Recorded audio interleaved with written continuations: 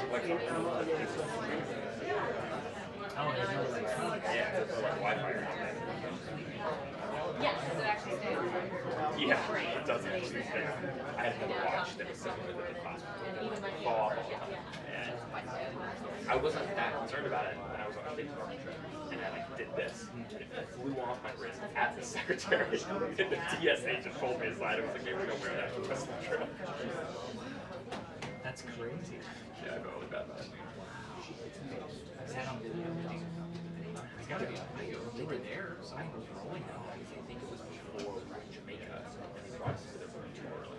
Hi, John. It's Sarah. Good to see you. The White House press briefing room is packed today, and the press office is expecting a lot of questions about the Iranian strikes, as they should, because there was a massive dump of information from the Pentagon today, and also some intelligence that was shared by the president himself on Truth Social today, specifically about those trucks that were seen in satellite imagery outside of that nuclear site in Fordow, tearing apart Iran's allegations that they were able to move that enriched uranium away from that site several days before those strikes happened. The president saying that's simply just not possible. They are in full court press mode here, trying to push back on that leaked information earlier this week. Then there is also this search for the leaker. The White House hasn't publicly said that they believe this leak came from Capitol Hill. However, they have said that it happened shortly after some information was shared with Congress, and then of course we saw those classified briefings that were delayed shortly after. So they're going to start limiting information, classified information that is shared with Congress, and there might be some questions today about how they'll decide what information that they will limit and how lawmakers will feel about that, because of course Congress has oversight privileges as well. And Deputy AG Todd Blanche, by the way, told Fox News last night, or Ingram, that they are ready to go after and charge really anyone, even if they are a member of Congress, if they in fact give this information. A lot to get to here at this press briefing. I think they can back me, so you can go back more.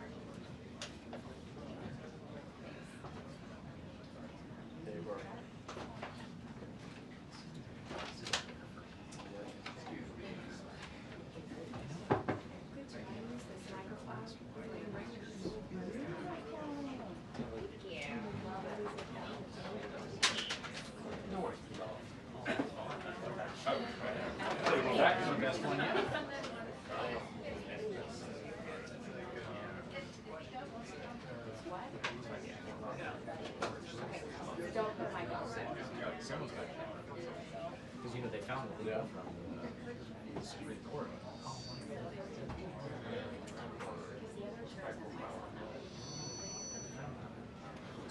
Isn't it weird?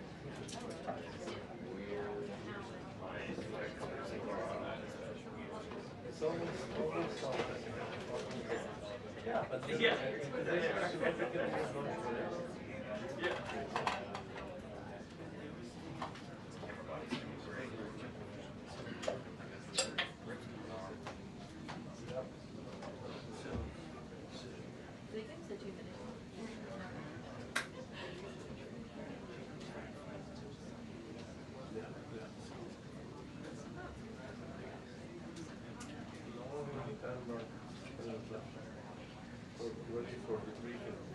Take care of it.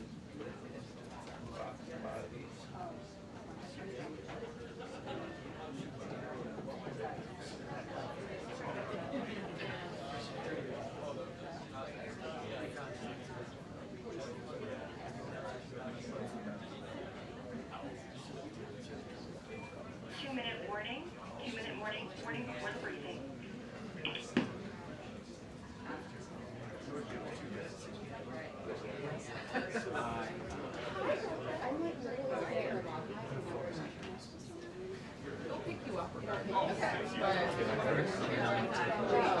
There you go.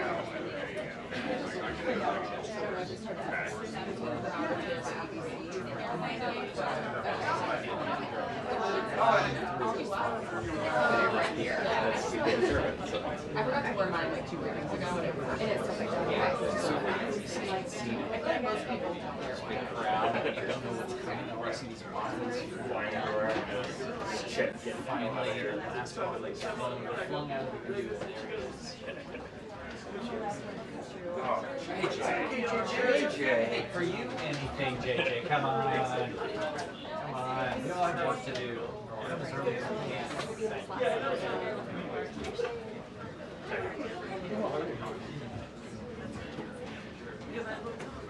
Colin, congratulations. Good to see you.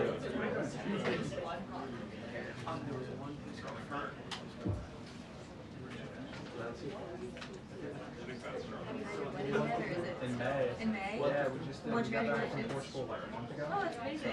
Promise ago. Awesome. So great. Yeah. You're doing great. Yeah, so thank you.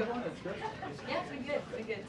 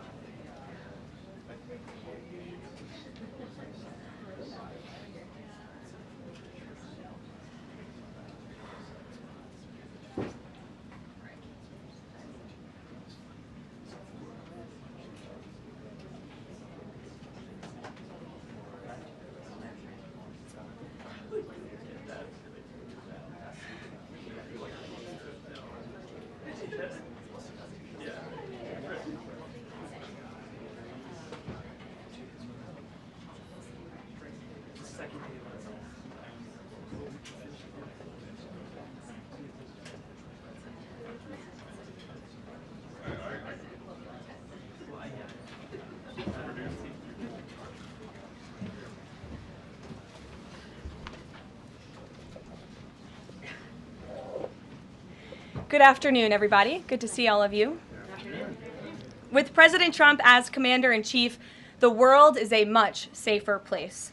After decades in which past presidents coddled and enabled the world's leading state sponsor of terrorism, President Trump finally ended the immediate threat of a nuclear Iranian regime.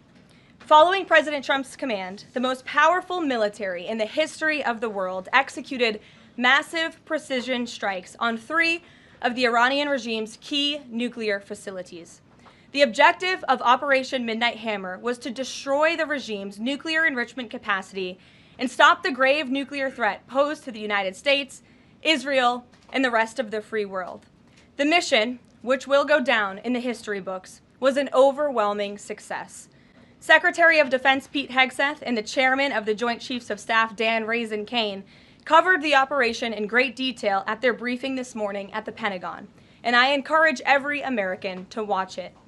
As President Trump has said repeatedly, the United States of America has the greatest, fiercest, and bravest armed forces ever to stride the face of this earth, and we couldn't be more grateful and proud of our nation's warriors. The Iranian regime was weeks away from being able to produce a nuclear weapon that would threaten the entire world before President Trump took this decisive action on Saturday night to obliterate their nuclear capabilities. The contrast in leadership could not be more clear. Barack Obama and Joe Biden sent pallets of cash, American taxpayer dollars, in a failed attempt to buy the Iranian regime's compliance with a weak and ineffective deal.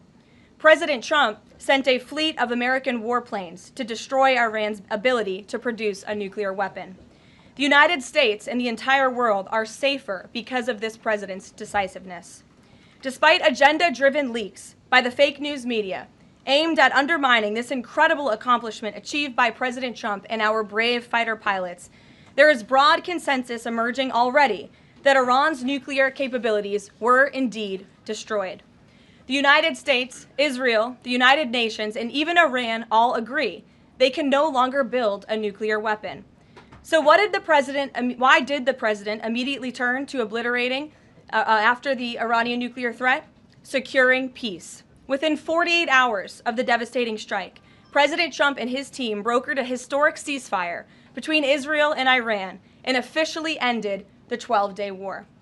The Middle East is now shifting away from chaos and bloodshed and moving toward the beginning stages of a new era of peace and stability that President Trump has long called on them to achieve. This was unthinkable at this time last week. And this is what peace through strength looks like. Under President Trump, America will relentlessly advance our interests without being dragged into endless wars. His fearless leadership guarantees America is once again respected across the world. Just look at what he was able to accomplish at the NATO summit in the Netherlands. Many of you were there.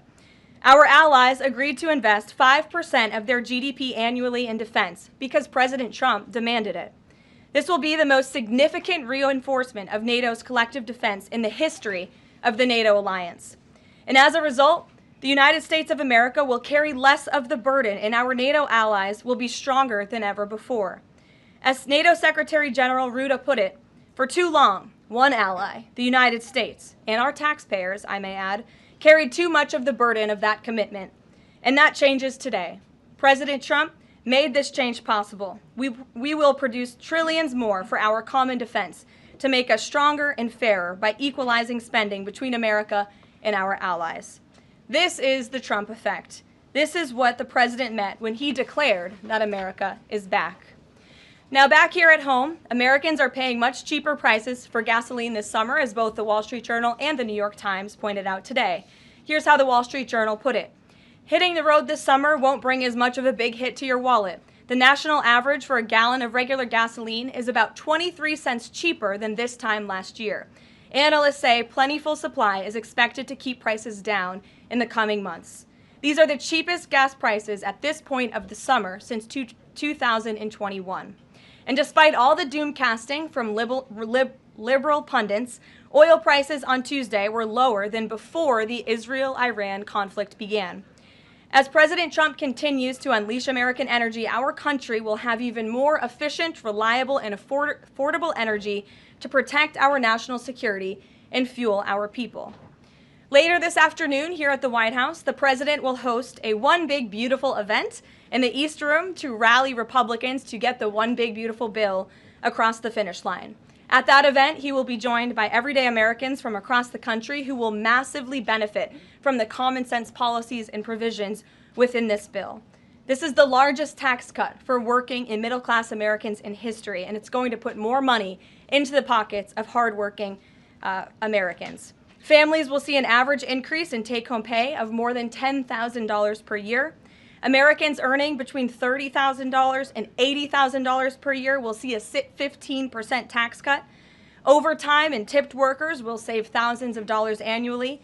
And our amazing seniors will receive historic financial relief by reducing the tax burden on their Social Security benefits. Simply put, this bill is going to unlock the golden age of America. And we look forward to continuing to work with the Senate and the House to see this bill on the president's desk for signature by Independence Day. Here in our new media seat today, we have Colin Anderson with the Washington Free Beacon, who will kick off our question and answer. Colin, go ahead. Thank you, Karoline. We reported yesterday on a briefing from the Israeli defense minister in which she said the U.S. and Israel are working together to monitor any attempts from Iran to rebuild their nuclear program, and also that if Iran was to do so, the U.S. and Israel would work together to once again destroy that nuclear program. Is that aligned with the president's thinking? Look, the president, as I said in those opening remarks, Colin, and thanks for being with us today, views the Middle East on its way to peace and prosperity. And the president used strength on Saturday night. The whole world saw that the United States is indeed the most lethal fighting force in the world with those precision strikes on Saturday evening. But the president wants peace. He always has. And right now we're on a diplomatic path with Iran. The president and his team, namely Special Envoy Witkoff, continue to be in communication with the Iranians and especially our Gulf and Arab partners in the region to come to an agreement with Iran. As for our alliance with the State of Israel and that friendship and that partnership between the United States and the State of Israel, I would argue it has never been stronger. And we see a new era in which perhaps some of these Gulf and Arab states can sign on to the Abraham Accords. That was one of the president's most signature accomplishments in his first term, and he'd like to see more of those countries sign on in this second term. And so we look forward to sustaining a long and durable peace in the region, and the president wants to do that through a diplomatic solution. But as he proved on Saturday night, he's not afraid to use strength if we need to do it. Gabe. Thanks, Caroline. The president mentioned in a Truth Social post that no enriched uranium was moved from Fordow. What about the other two sites, Isfahan and Natanz? And how can the president be so sure that no uranium was moved? Well, what I can assure you is that the United States and our intelligence agencies and Director Ratcliffe and the President's entire national security team were obviously watching these sites very closely in the weeks and the days leading up to the attack on Saturday, which I will add was one of the most secretive and successful operations in United States history. I think many of you in this room would agree with that because none of you in this room knew about the strike on Saturday until it took place. So we were watching closely, and there was no indication to the United States that any of that enriched uranium was moved prior to the strike. From any of the sites? Correct. And then one more thing, Caroline. Next week, the president mentioned that there'd be talks with Iran. Didn't mention any details, and Iran has not confirmed them. Can you share any details about any potential talks next week? We don't have anything scheduled as of now, but I spoke to our Special Envoy Witkoff at length this morning, and I can assure all of you we continue to be in close communication with the Iranians and through our intermediaries as well, namely the Qataris, who have been an incredible ally and partner throughout this entire effort. And as I said, this administration is always focused on diplomacy and peace, and we want to ensure we can get to a place where Iran agrees to a non-enrichment civil nuclear program. And there are many other requests that the United States has. Those details continue to really, they're just starting. Of course, the operation was just on Saturday night, but we are in touch. And if there is a meeting, we will let you know, as we always do. Brian. Thank you, Caroline. It's two. One on trade. On the July deadline that's coming up for the trade deals, is that deadline still hard and fast for the president, or is he now considering even coming to trade deals after that deadline, and where is he on that going forward? I think the president has been asked this quite a few times by many of you in the media. I've heard him answer it at press conferences and at gaggles. He just spoke about it on Air Force One.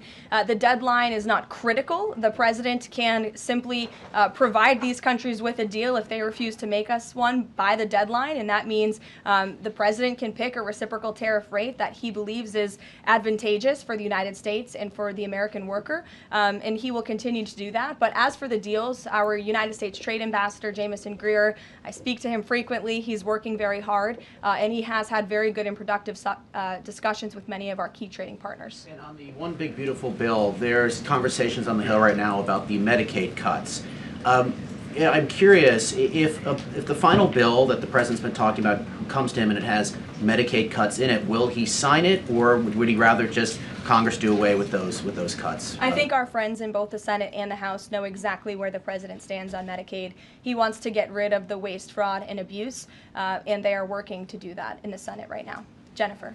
Follow up on that, on the big beautiful bill, is there enough time for Congress to work through the issues it needs to work through? I'm saying, does the president need to move back his deadline a little bit? We expect that bill to be on the president's desk for signature by July 4th. I know that there was a ruling by the Senate parliamentarian this morning.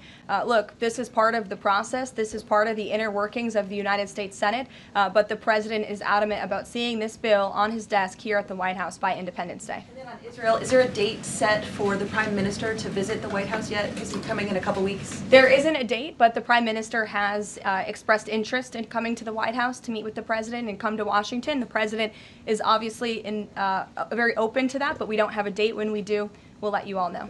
Kate. The president suggested he was open to sending more Patriot air defense missiles to Ukraine. Is that going to happen, and were there any other assurances that he made directly to Zelensky when they met?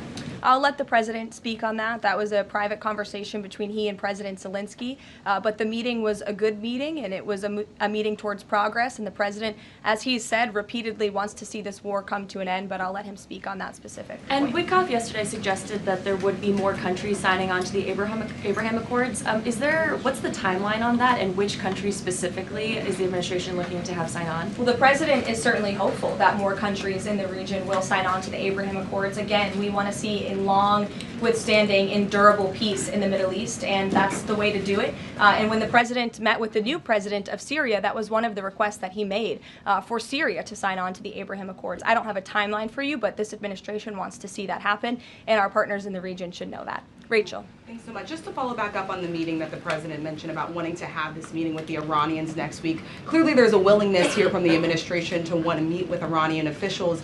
What is the holdup here in trying to schedule it? Are you experiencing any resistance from the Iranians? No, have some patience. We just had this strike on Saturday night. The president secured a ceasefire. A lot has happened in the last week. He was just in the Netherlands. Now he's back home to have a big event this afternoon on the One Big Beautiful Bill and get our domestic priorities across the finish line. So we'll get there. And like I said, we're in constant communication. And just one more, just the goal of the meeting. The president mentioned yesterday that it may not be necessary to have an agreement with the Iranians. What is the purpose, what would be the goal of this meeting? Again, to continue moving forward towards a long-standing peace in the Middle East. Jordan. Yes, Caroline, thank you. So the president had some harsh words for both Israel and Iran on Tuesday as he was departing from the NATO summit after they both violated the ceasefire. He said, what's your response to Americans who are worried the peace isn't going to last and think that Israel is trying to plunge us into another endless war on their behalf? I think the fact that the president was able to successfully negotiate a ceasefire when nobody thought that was possible, it was a surprise to everyone in this room, it was a surprise to the world, but the president got it done because he wants to see peace in this world. He does not want the United States to be dragged into these conflicts. Again, he's not afraid to use strength if he has to, but the president has already proven he can put America first and deliver on peace at the same time. They're not mutually exclusive goals. And then one more. After Kari Lake, she testified in the House Foreign Affairs Committee on the waste, fraud, and abuse and the rot, really, in Voice of America and USAGF. The president called for Congress to kill it. What does that look like, and is the president willing to sign an executive order? Well, I believe that action would have to be legislative through Congress, and the president directed Congress to get that done in his Truth Social post yesterday. If there is any executive action that can be taken to cut some of the waste, fraud, and abuse or do away with the program entirely, I'm sure our great Deputy Chief of Staff, Stephen Miller, is already looking into it. And if it can be done, it will be done here at the White House, but Congress should act as well. To the back. Go ahead. Yes. Caroline, thank you. The administration to the back, and then Carrie, I'll come to you. Yeah, the administration said that the DIA report was low confidence intel. Can you share what other assessments are currently underway to get to the bottom of just how effective these strikes were? Yes. Well, I can assure you what the CIA director said, that when we look at the entirety of the intelligence that we have to this date, it concludes that these strikes on the Iranian nuclear facilities were absolutely successful. It was a total obliteration, as the president said, and not only does our own intelligence say that, but also the Iranian foreign minister has said that. We saw Israel conclude the same thing based on their own intelligence. We also had the United Nations say that as well. So I think the only other time the United Nations, Israel, Iran, and the United States has agreed on something is that the sky is blue, but they all agree that Iran's nuclear facilities were completely demolished. And I would just like to reemphasize, you mentioned this was a low confidence preliminary intelligence assessment, and the entirety of that assessment was not leaked to the media. Only tidbits of that assessment were leaked to CNN. And we have seen this playbook run before, where you have people in the intelligence community, or perhaps on Capitol Hill, we don't know, but I believe the FBI is investigating to find out who that leaker was, because it's illegal and they should be held accountable for that, leaked bits and pieces of an intel assessment to push a false narrative. And it's to the same reporter, I will add, Natasha Bertrand of CNN, who has done this in the past. In 2020, it was Natasha Bertrand who had 51 intelligence analysts falsely lie to her, but she still put it on paper for some reason, that the Hunter Biden laptop story was Russian disinformation. We all know that's not true, right? We can all agree on that now. That was a lie from the intelligence community. Also in 2020, this same reporter, Natasha Bertrand, wrote that a top intel agency ruled out the man-made lab leak theory of the coronavirus origins. Again, the president was right about that. This reporter wrote a lie from the intelligence community to seek a narrative she wanted to prove, and guess what? We now know that's the truth. Also, in 2024, Bertrand pushed the suckers and losers hoax. She also pushed the fine people hoax, which was taking the president's words purposely out of context.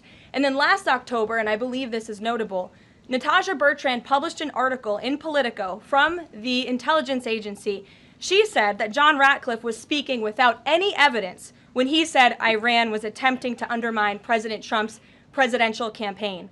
And then we, of course, found out that was absolutely true. In fact, the Biden administration declassed an intel report which said they had high confidence that Iran had done exactly what Ratcliffe alleged. They did run an influence campaign to hurt President Trump's candidacy. In fact, we know the Iranians tried to take President Trump's life. And so this is a reporter who has been unfortunately used by people who dislike Donald Trump in this government to push fake and false narratives. She should be ashamed of herself. And that's not what reporting is. Journalism is trying to find the facts and the truth. And this week we saw this same reporter being used to push a fake narrative to try to undermine the President of the United States, and more importantly, the brave fighter pilots who conducted one of the most successful operations in United States history. And I think the American people fully know that this operation was a complete and total success. Elizabeth. Thank you, Caroline. The Miami Herald recently published a story saying the Trump administration was targeting migrant foster children. The Trump administration has denounced this as false. Could you clarify the Trump administration's position on protecting migrant children, particularly the 300,000 lost under the Biden administration? Yes, I saw that Miami Herald article yesterday, and I was aghast at the headline. It's egregious to accuse this administration of trying to target foster children. That is not at all what is happening at the Department of Homeland Security. And I learned that the Department of Homeland Security actually tried to work in good faith with this reporter to get this story right, to explain that this administration is trying to protect foster children. We are trying to keep children out of harm's way, even if that means their parents are not law-abiding citizens. We want to protect children, unlike the previous administration, which allowed children to be trafficked and raped, and in some cases killed because of the open border policies. Unfortunately, the Miami Herald just completely degraded themselves with this report, despite having a full list of facts from the Department of Homeland Security. It's another example of fake news. And the May border numbers speak for themselves. Not a single illegal alien was allowed into this country because of this administration's border policies in the month of May. That means not a single child was allowed into this country, possibly with human smugglers or human traffickers. And we know that was happening at the rate of thousands and thousands of children every single month in the previous administration for 4 years. And you didn't see any reporting of that from the Miami Herald, but now they're trying to accuse this administration. And we tried to give them the facts, and they refused to report them. So thank you for bringing that report to light. Aisha. Good to see you again. You too. I know you're looking for You're this. usually on the Hill. I know, I'm here today. I know you're looking for this leaker. Is it your belief, I know you said earlier you're not sure if it's on Capitol Hill or at the Pentagon, but is it your belief that it might be in Capitol Hill, and how confident are you that you'll find this leaker? Well, I'm not personally looking for the leaker. The FBI is looking for the leaker, so you'll have to ask them in the Department of Justice in terms of this investigation. But you know, leaking top secret classified intelligence is a crime, and people need to be held accountable for that crime. Can I just ask you about how you're going to be limiting intel to Congress? What would you say to lawmakers who say they have oversight privileges, they need this information? This administration wants to ensure that classified intelligence is not ending up in irresponsible hands, and that people who have the privilege of viewing this top secret classified information are being responsible with it. And unfortunately, clearly, someone who had their hands on this, and it was a very few people, few number of people in our government who saw this report, that person was irresponsible with it, and we need to get to the bottom of it, and we need to strengthen that process to protect our national security and protect the American public.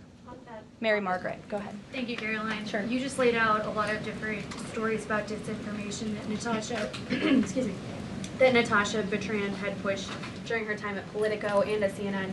Why would any member of the Trump administration leak anything to her?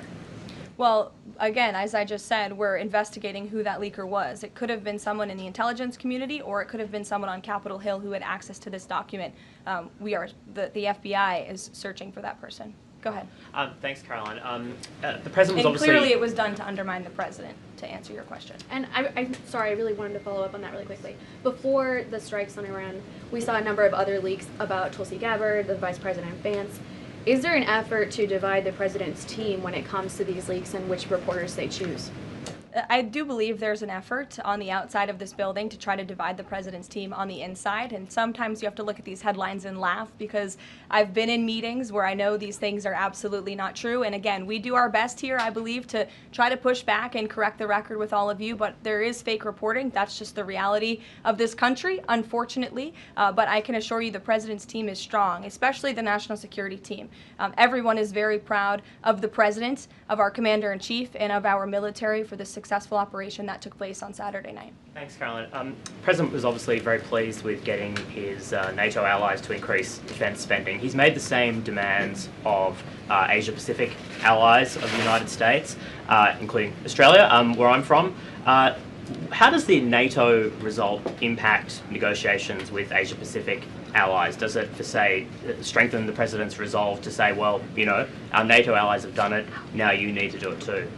Yeah, I mean, look, if our allies in Europe and our NATO allies can do it, I think our allies and our friends in the Asia-Pacific region can do it as well. But as for our specific relations in those discussions, I'll let the President speak on those. And can I just ask as well, when he had to leave the G7 early, he missed out on a number of bilateral meetings that were scheduled with other world leaders, including the Prime Minister of Australia. Obviously, President Zelensky, he's managed to meet since then, but are there plans afoot to make up for those meetings with the world leaders that he missed out on? Yeah, I think many of those world leaders understood the situation happening in the Middle East and the urgency and the need for the president to get back to Washington to monitor that situation. And obviously that was the right call, considering the success of not only the operation on Saturday night, but also the ceasefire that the president has since brokered on behalf of not just our country, but the entire world, frankly.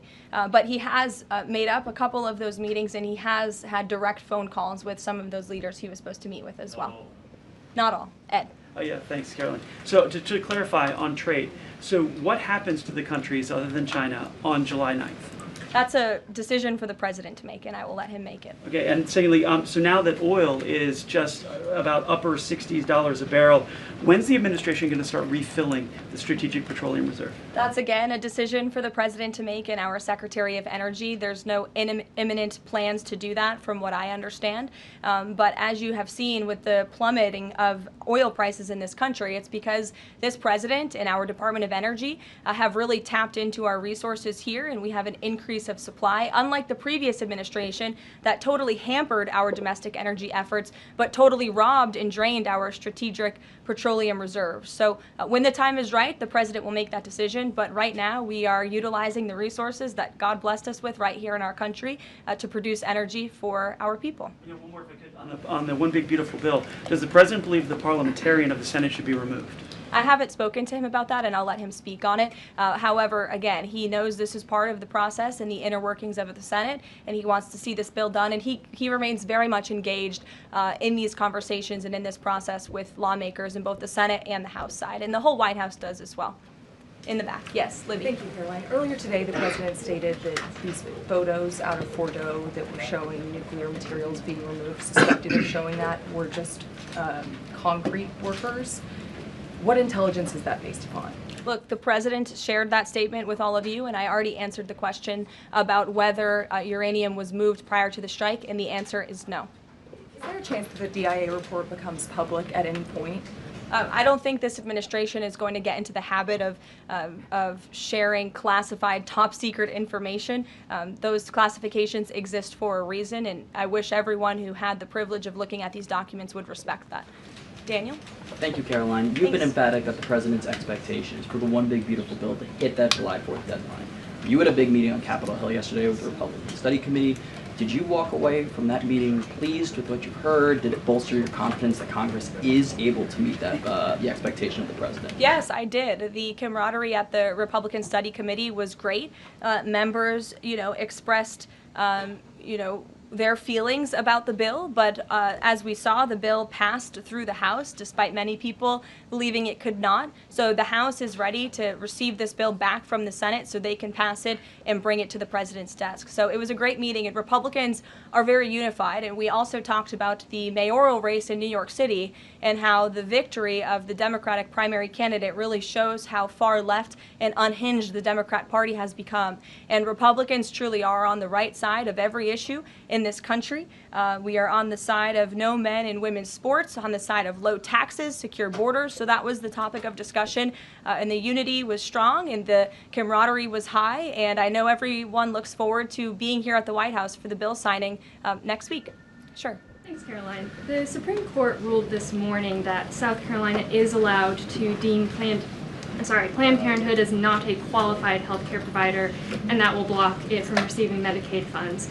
Does the White House have a statement on that ruling, and would the President support a standalone bill from Congress to defund Planned Parenthood at a federal level rather than letting each state determine it? I'll let the President speak on that legislative priority, but as for the Supreme Court ruling, the President has always maintained that Americans should not be forced to violate their conscience and their religious liberty by having their tax dollars fund abortions, and we're glad the Supreme Court ruled on that side today, or yesterday. Then on Iran, but on a domestic matter, in January, President Trump revoked security details for several former administrations, including Mike Pompeo, Mark Milley, and John Bolton. Given the heightened tensions with Iran right now, is he considering restoring those security details? That's not under consideration right now. Fran. If I could follow up on trade, and then I have a question about the bill as well. Are you saying at this point that there's no plans to extend that July 8th and July 9th deadline? I mean, especially with everything that's been going on, from Iran to the tax bill on Capitol Hill, is that under consideration at all at this point? Perhaps it could be extended, but that's a decision for the President to make. And as far as the bill itself goes, since the President has been back, what has he been doing beyond the event that he's having later today to try and get wobbly senators on board? Is he making phone calls, twisting arms? Is he having some people over to the White House? Can you tell us more about that effort? There have been meetings at the White House this week. I saw some senators rolling out of the Oval Office the other day, and the President remains on the phones talking to his friends in the Senate when necessary, and when they call, he picks up the phone.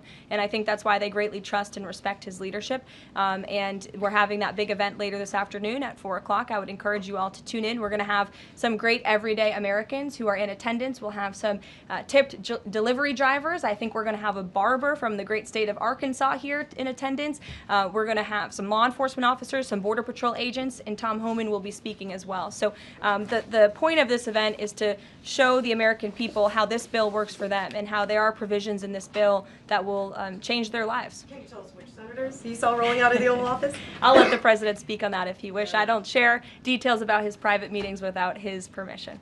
Emily, go ahead. Today, the Justice Department announced it was opening an investigation into employment discrimination at the University of California, alleging they had race and sex-based quotas. Federal law bars hiring somebody based on their race or sex, but do you also object to universities working harder to make sure they have a diverse group of candidates to consider? And do you expect more investigations like this from DOJ? I have not seen that investigation from the Department of Justice, but I can certainly check in. What I can tell you, it's the position of this president that we want to restore a merit-based society and culture in the United States of America where people are not hired nor are they promoted based on their color of their skin or their gender. The president wants people to be hired in the workforce because of their merit and their skill, and I think most Americans agree with that. I'll take one more. Carrie, because I promised you earlier. So the Ayatollah Khomeini came out and said that Iran will, quote, never surrender to the U.S. That being said, what remains to do with the possible responses from Iranian proxies in the region and even in the U.S.? Look, we saw the Ayatollah's video, and when you have a totalitarian regime, you have to save face. I think any common sense, open-minded person knows the truth about the precision strikes on Saturday night. They were wildly successful, and it's what led to the ceasefire agreement between Israel and Iran, which the president is very grateful for. And the United States of America remains prepared to defend our assets and our personnel in the region. And again, I would just emphasize the success of the strike that took place on Saturday night, and the world is a safer place because of it. Thanks, guys, for coming today, and you'll see the president at 4 o'clock. Thanks.